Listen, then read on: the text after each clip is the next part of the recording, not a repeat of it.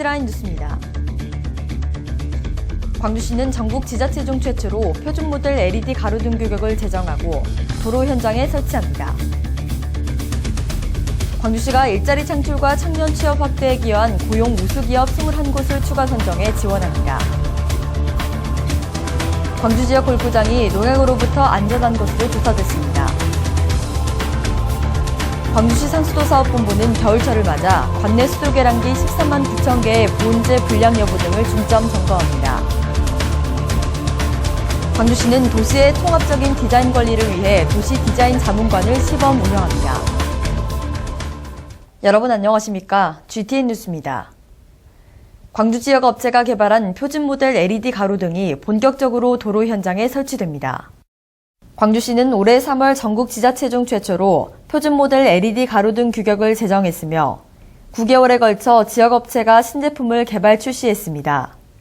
특히 이번에 출시된 표준 모델 LED 가로등은 125W와 150W 두 종류로 모형 디자인, 모듈 등을 규격화해 개발업체 간 부품을 호환할 수 있어 고장이 발생할 경우 고장 부품만 교체할 수 있으며 도로 등급에 따라 밝기가 밝아지고 균일해 야간 보행자와 차량 운전자에게 편의를 제공하게 됩니다. 광주시는 어려운 경제 여건에도 올해 일자리 창출과 청년 취업 확대에 기여한 고용 우수기업 21곳을 추가 선정하고 인증서를 수여했습니다.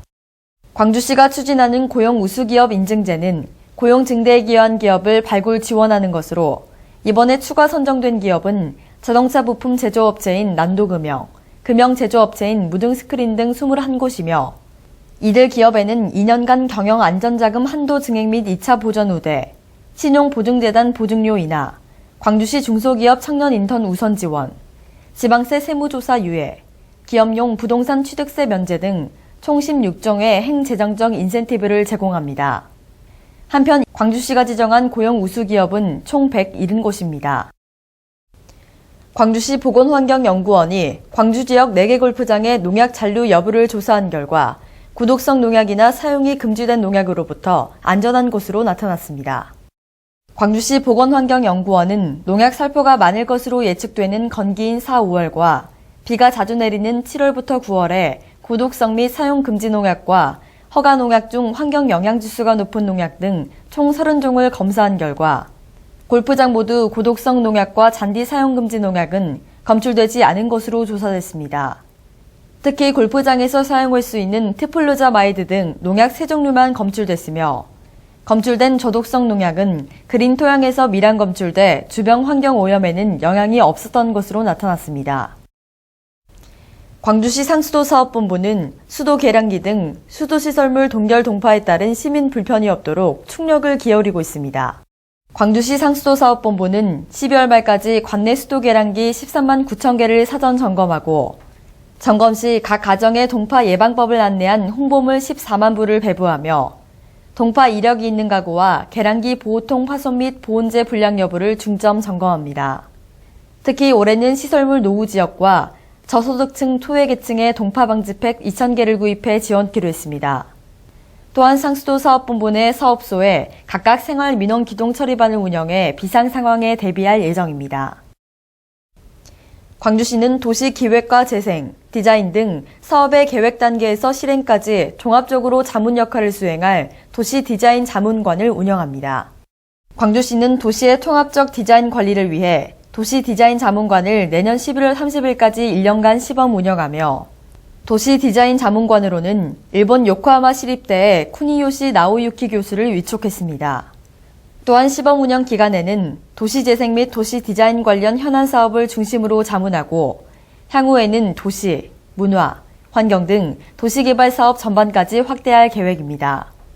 광주시는 도시 디자인 자문관 운영을 통해 도시 디자인의 방향 설정은 물론 세계적인 디자인 도시를 구축할 예정입니다.